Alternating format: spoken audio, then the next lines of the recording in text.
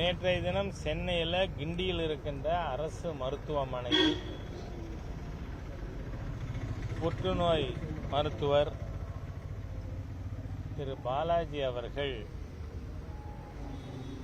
அங்கு சிகிச்சை பெற்று வரும் நோயாளியின் மகனால்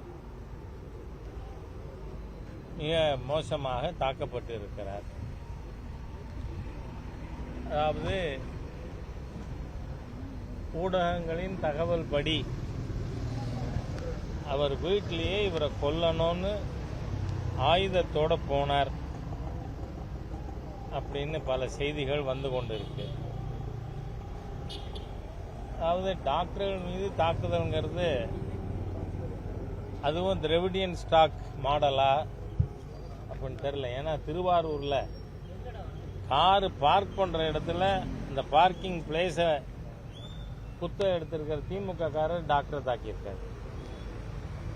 இவங்க பரோட்டா கடைக்கு போனாலும் காசு கொடுக்க மாட்டானுங்க, அவங்கள தாக்குவாங்க. என்ன திராவிடியன் ஸ்டாக்னா அப்படித்தான், பியூட்டி பார்லரில் போய் தகராறு பண்ணுறது அந்த மாதிரி. இன்னைக்கு ஏன் இந்த நிலைமை? ஒரு மருத்துவர் அவர் என்ன ட்ரீட்மெண்ட் கொடுத்துருக்காருங்கிறத கேட்டு பேஷண்ட் புரிஞ்சுக்க முடியுமா? இப்போ ஒருத்தர் போறார், லோயர் ரெஸ்பிரேட்டரி இன்ஃபெக்ஷன், அதனால உங்களுக்கு கோட்ராமிக்சோல் கொடுத்துருக்கோன்னு. இப்போ கோட்ராமிக்சோல்னா என்ன? ட்ரைமித்தோபின் சல்ஃபாமித்தசோல் அப்படின்னு டாக்டர் சொல்றாரு. ஏன்னா நான் கொஞ்சம் வருஷம் கெமிஸ்டா இருந்தவன். சொன்னா அந்த ட்ரைமித்தோப்ரிம் என்ன மாதிரி ஆக்ட் பண்ணும் தெரியுமா? நமக்கு தெரியாது. டாக்டர் அந்த நோய்க்கு மருந்து கொடுக்கிறார். உங்களுக்கு கீமோதெரப்பியில பல வகையான கீமோதெரப்பி இருக்கு. கேன்சர்லயே ஸ்டேஜ் இருக்கு. அந்த ஸ்டேஜுக்கு ஏற்றது மாதிரி தான் அவங்க ட்ரீட்மெண்ட் கொடுக்க முடியும். இதெல்லாம் டாக்டர் விளக்கல அப்படின்றெல்லாம் பேசுறது அது முறை இல்லை. இது எதை காட்டுது? 67க்கு அப்புறம் இந்த திராவிடியன் ஸ்டாக் எல்லாம் ஆட்சிக்கு வந்த பிறகு மக்களுடைய சமூக ஒழுக்கங்கள் கெட்டு போயிருக்கு. அதிலும் குறிப்பா இந்த 3 ஆண்டுகளா திரு M.K. ஸ்டாலின் அவர்கள் சீஃப் மினிஸ்டர் ஆனதிலிருந்து தமிழகத்தில் போதை புழக்கம், நம்ம குழந்தை ஸ்கூலுக்கு போயிட்டு வந்தா பைய சர்ச் பண்ணணும்னு பெற்றோர் நினைக்கிற மாதிரி. ஏன்னா அதுல ஏதாவது பொட்டலம் இருக்குமோ. ஆக ஒரு சமூக ஒழுக்கம் கெட்ட சமுதாயத்தை இந்த திராவிடியன் ஸ்டாக் அரசு உருவாக்கி கொண்டிருக்கிறது. அதுதான் இதுக்கு பிரதான காரணம். எப்படி கேஜி கர் ஹாஸ்பிட்டல் கல்கட்டால ஒரு பெண் மருத்துவர் பாலியல் வன்கொடுமைக்கு உள்ளாக்கப்பட்டு கொலை செய்யப்பட்டாரோ அந்த மாதிரி சூழ்நிலை தமிழ்நாட்டில் திரும்பி கொண்டிருக்கிறது. அப்படி சூழ்நிலை உருவாகி கொண்டிருக்கிறதுன்னு தோணுது. இது வன்மையாக கண்டிக்கத்தக்கது. இதில் அரசாங்கம் எந்த விதமான லீனியன்ஸும் இல்லாமல் நடவடிக்கை எடுக்க வேண்டும் அப்படின்னு கேட்டுக்கிறேன்.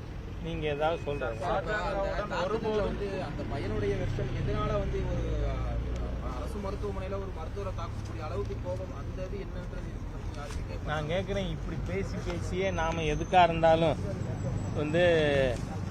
அதை நியாயப்படுத்துறது மாதிரி பேசுறதுங்கிறது. நாளைக்கு டாக்டர்ஸ் ஒரு கிரிட்டிக்கலா இருக்கிற பேஷண்ட்டை நாங்க அக்செப்ட் பண்ண மாட்டோம்னு சொல்லிட்டா அந்த சூழ்நிலைக்கு இது இந்த ஒரு சம்பவம் இல்லை. இந்த சம்பவத்தினால் என்ன மாதிரி சூழ்நிலை உருவாகும்? நாளைக்கு டாக்டர் கொஞ்சம் சீரியஸான பேஷண்டா இருக்கும், அட்வான்ஸ் ஸ்டேஜ் ஆஃப் கேன்சர், நாங்க ஒத்துக்க மாட்டோம், ட்ரீட்மெண்ட்டுக்கே எடுத்துக்க மாட்டோம் அப்படின்லாம் சொல்ல வேண்டிய நிலை வரும். அதனால நாம இதுல போய் அந்த ஒரு பாதக செயலுக்கு நியாயம் கற்பிக்கிற மாதிரியா வேற எந்த கேள்வியும் தயவு செஞ்சு கேட்க வேண்டாம். அது மட்டும் இல்ல, இங்க மதுரையில பாரதிய ஜனதா கட்சியின் சார்பா இங்கு காவல்துறைக்கு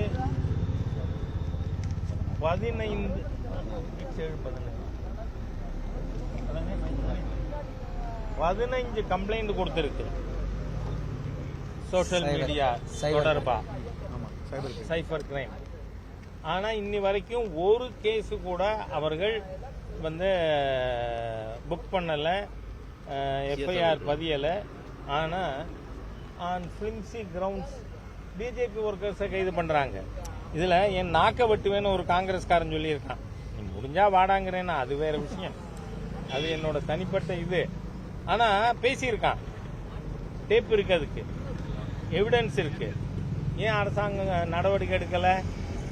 யாரோ ஒரு பாவம் ஒரு பெண் சினிமா நட்சத்திரம் இங்கேருந்து ஆந்திராக்கு என்னவோ அதிரடி படம் அனுப்புறாங்களாம்.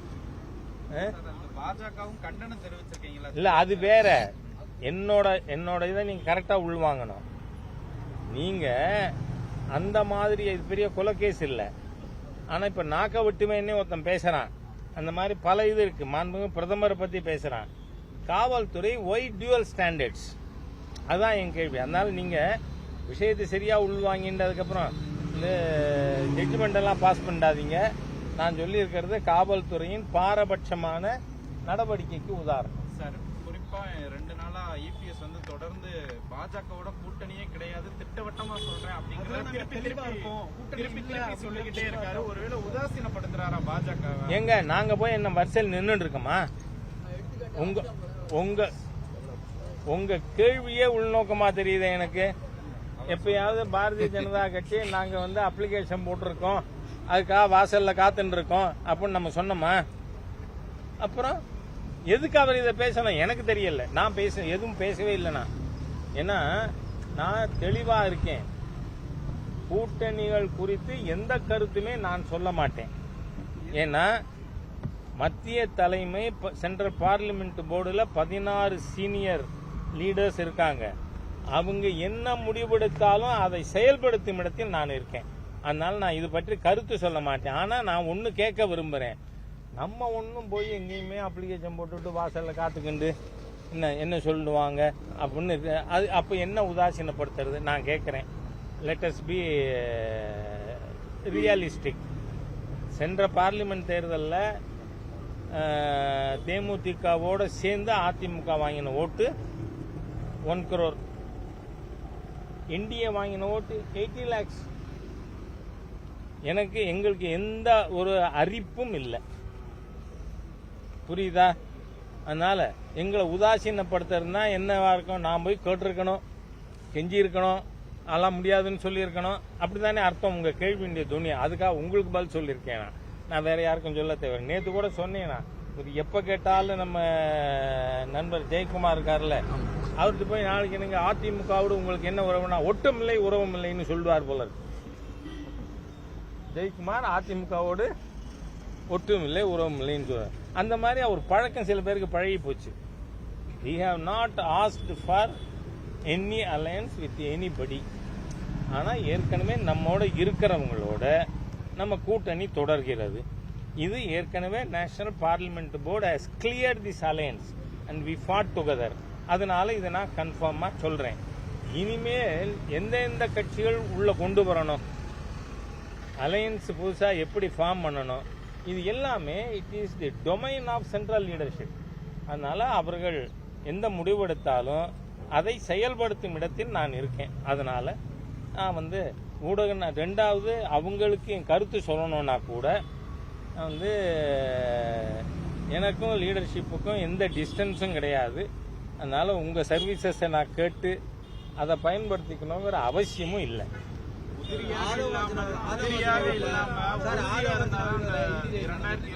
வெற்றி பெற முடியும் தமிழிசை சொல்றாங்க. இதை எப்படி எடுத்துக்கலாம்? ஏன்னா அவங்களும் பாஜக கட்சி. அவங்க வந்து பிஜேபி, ஏடிஎம்கே, விஜய் இப்படி எல்லாம் ஏதாவது சொன்னாங்களா? அதனால சொல்றேன்னா உறுதியா இருக்கணும்னு அவங்க சொன்னா யார் யாரோடங்கிறது அவங்க சொல்லல, சொல்ல மாட்டாங்க. இந்த கூட்டணி பேச்சு வரும்போது என்ன சொல்றேன், already we are in NDA, we are heading NDA. சென்டரா இருந்தாலும் சரி, ஸ்டேட்டா இருந்தாலும் பிஜேபி என்டிஏவுக்கு தலைமை ஏற்று நடத்தி கொண்டு இருக்கிறது. அதனால அதுல இருக்கிற விஷயங்களை பற்றி அவங்க சொல்லியிருப்பாங்க. எதுக்கு நான் ஏன் இதை சொல்லணும்? நான் தான் அதாவது நீங்க கேள்வி கேட்கறது இருக்குமா, have you stopped beating your ஒய்ஃப்னு என்கிட்ட கேட்குறீங்க. நான் எஸ்ஸும் சொல்ல முடியாது, நோவும் சொல்ல முடியாது. எஸ்ன்னா இத்தனை நாளா அடிச்சுட்டு இருந்தேன், இப்ப நிறுத்திட்டேன்னு அர்த்தம். நோன்னு சொன்னா இத்தனை நாளா அடிச்சது நிறுத்த மாட்டேன், திருப்பி தொடர்ந்து அடிப்பேன்னு அர்த்தம். இதெல்லாம் என்ன கேள்வி? நான் தான் உங்களுக்கு சொல்லிட்டேன். Don't ask any question with regard to alliance. Thank you.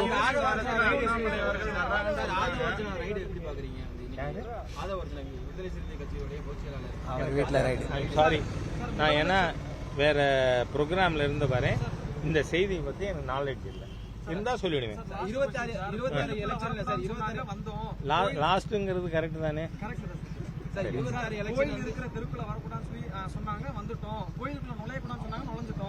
திராவிடம் மகிழ்கிறது அப்படி சொல்லிட்டு முதலமைச்சர் சொல்றாரு சார். அனைத்து ஜாதியினரும் அர்ச்சகராகலாம் அப்படின்னு ஒரு விஷயம் நான் சொல்றேன். Stop this fraud. நான் with all responsibilities under my command I am using this word. அனைத்து ஜாதியினரும் அர்ச்சகர்களாக இருக்கிறார்களா இல்லையா? Tell me. ஏன்னா இந்த திராவிடியன் ஸ்டாக்கோட ஃப்ராடு, பொய், அயோக்கியத்தனம், இத I want to stop immediately. Let it be anybody, even let it be honourable chief minister of Tamil Nadu. எனக்கு பதில் சொல்லுங்க. ஏன்னா கேள்வி நீங்க கேட்டிருக்கீங்க. 40,000 கோவில்கள் அறநிலைத்துறையின் கீழ் இருக்கு. அதுல அனைத்து சமுதாயத்தினரும் அர்ச்சகர்களாக இருக்கிறார்களா இல்லையா? Tell me. நோ. அவர் இஃப் ஹி இஸ் ஃப்ராடுலன்ட், அதுக்கு நீங்க அர்ச்சகர்களாக இருக்கிறார்கள், அவர் அர்ச்சகர்களா நாங்க ஆக்குறோம் சொல்றது ஃப்ராடுங்கிறேன்னா. ஏன்னா தமிழ்நாட்டில் இது இட்ஸ் நாட் ராஜாஸ் வேர்ட்ஸ். இதுல சுப்ரீம் கோர்ட்ல 1971 Seshammal and others case, சிவாச்சாரியார்கள் association தொடர்ந்த வழக்கு. அதுல ஜட்ஜ்மெண்ட் வந்தது 1971. அந்த ஜட்ஜ்மெண்ட் பொழுது, அந்த ஜட்ஜ்மெண்ட்டுக்கு முன்னாடி அறநிலைத்துறை, தமிழ்நாடு அறநிலைத்துறையை பற்றி சுப்ரீம் கோர்ட்ல கேட்கறாங்க. ஆமா, அறநிலைத்துறையில எத்தனை கோவில்கள் இருக்கு? 40,000 கோயில்கள் இருக்கு. அப்ப ஆகம முறையிலான கோயில்கள் எத்தனை இருக்கு? 3,000 இருக்கு. மீதி 37,000த்துல யார் அர்ச்சகர்கள்? மற்ற சமுதாயத்தினர். உங்களுக்கு நான் சொல்றேன், என்னோட குலதெய்வம் தஞ்சாவூர் பாபநாசம் தாலுக்கா மெலட்டூர் பக்கத்துல கோவத்தகுடி தென்னாயிர ஐயனார் எனக்கு குலதெய்வம். அந்த கோவிலுக்கு யார் அர்ச்சகர் தெரியுமா? வேளார் சமுதாயத்தை சேர்ந்தவர் அர்ச்சகர். அப்போ அவர் பூஜை பண்ணுவார், அபிஷேகம் பண்ணுவார், தீபம் காட்டுவார், விபூதி கொடுப்பார். வெளியில உட்கார்ந்து தான் நாங்க வாங்குவோம். அதோட இல்லை, நானாவது வேதம் படிக்காதவன். ஆனா எங்க அப்பா முழுமையாக படித்தவர். எங்க அப்பா ருத்ரம் வெளியில இருந்து தான் சொல்லுவார். அவர் அங்க தீபம் காட்டி கொடுக்கிற திருநீர் வாங்கிப்போம். எங்க அப்பா மட்டும் இல்ல, எங்க அப்பாவுக்கு அப்பா சிவசிதம்பரம் ஐயர், அவருக்கு அப்பா விருத்தாச்சலேஸ்வரர், அவருக்கு அப்பா விஸ்வநாதையர், யாரா இருந்தாலும். ஏதோ இன்னைக்கு நான் RSSல இருக்கேன், எங்க அப்பா RSSல இருந்தார், அதனால நாங்க சமுதாயத்துல மாற்றம் இருக்கு இல்ல. அதுதான் நம்ம ட்ரெடிஷன். சரி, பட்டியல் சமுதாயத்தினர் அர்ச்சகரா இருக்காங்களா இல்லையா? Tell me. இங்க ரொம்ப உங்களுக்கு பாப்புலர் டெம்பிள் சிறுவாச்சூர் மதுரகாளியம்மன். ஏன் நான் அதை சொல்றேன்னா, சிறுவாச்சூர் மதுரகாளியம்மன் காஞ்சி மகா பெரியவருக்கு குலதெய்வம்.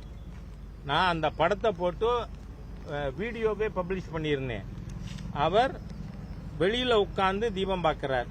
அங்க அர்ச்சனை பண்றது யாரு? உடையார் சமுதாயத்தை சேர்ந்தவர். அதே மாதிரியா நம்ம சுவாமி தயானந்த சரஸ்வதி அவர்கள், அவருடைய சொந்த ஊர் மாயவரத்துக்கு பக்கத்துல மஞ்சக்குடி காளியம்மன் கோயில் அவருக்கு குலதெய்வம். அங்க யார் அர்ச்சகர்? வன்னியர் சமுதாயத்தை சேர்ந்தவர். மேல்மலையனூருக்கு போங்க, மேல்மலையனூர்ல இருக்கிற அங்காள பரமேஸ்வரி கோயிலுக்கு யார் அர்ச்சகர்? மீனவர் சமுதாயத்தை சேர்ந்தவர். புரியுதா? அதனால இந்த ஒரு ஃப்ராடுலன்ட் ஸ்டேட்மெண்ட், திராவிடியன் ஸ்டாக் திருப்பி ஒரு பொய்ய சொன்னா அதுக்கு உண்மைக்கான கிரெடிபிலிட்டி வரும் தான் சொல்லியிருக்க. கோயபல்ஸ் கூட என்ன சொல்றார்? If you repeat a life for 1000 times அது உண்மையாகும் சொல்லல, it would gain the credibility of being the truth. அதனால let the chief minister stop it. எல்லா சமுதாயத்தினரும் அர்ச்சகர்களாக இருக்கிறார்கள். அதனால அதுக்கப்புறம் பாப்பான் போலான்னு எனக்கு நிறைய சோசியல் மீடியால நீ என்னைக்கு என்ன கருவறைக்கு கூட்டின்னு போறேன்னு நான் போற அன்னைக்கு எல்லா திராவிடியன் ஸ்டாக் முட்டாளையும் நான் கூட்டிட்டு போறேன். ஏன் கூடாது? ஏன்னா நானே போக முடியாது சார். சிவாச்சாரியார் தான் சிவன் கோயில்ல போவார், பட்டாச்சாரியார் தான் பெருமாள் கோயிலுக்கு போவார். நான் ஸ்மார்ட் தான், நான் போக முடியாது. அதனால பொய்களை பேசாதீங்க. Dravidian stock you stop your நான்சென்ஸ்ங்கிறேன் chief minister. You stop your nonsense. ஏன்னா சுப்ரீம் கோர்ட் தீர்ப்பு இருக்கு. சுப்ரீம் கோர்ட் தீர்ப்பு 37,000 கோயில்ல யாருன்னு கேட்டபொழுது தமிழக அரசின் சார்பாக எல்லா சமுதாயத்திலும் இருக்காங்கன்னு ஒத்துருக்காங்க. அதனால I am telling you the fact. நீங்க கடைசி கேள்வின்னு சொன்னீங்க, மிக்க நன்றி. திருப்பியும் கடைசியா 26 தேர்தலில் மும்முனை போட்டியா இருக்குமா இல்ல ஐமுனை போட்டியா இருக்கும்? எனக்கு என்ன தெரியும்? மூத்த தலைவர் நான் ஒன்னும் ஜோசியக்காரன் இல்ல. திடீர்னு ஒருத்தர் இன்னொரு கட்சி ஆரம்பிக்கிறார், நான் நிப்பேன்னு சொல்றார். அப்ப 6 முனை போட்டி சொல்லுவீங்களா? I don't know. அதனால இதுக்கு பதில் சொல்ல முடியாது. சாரி.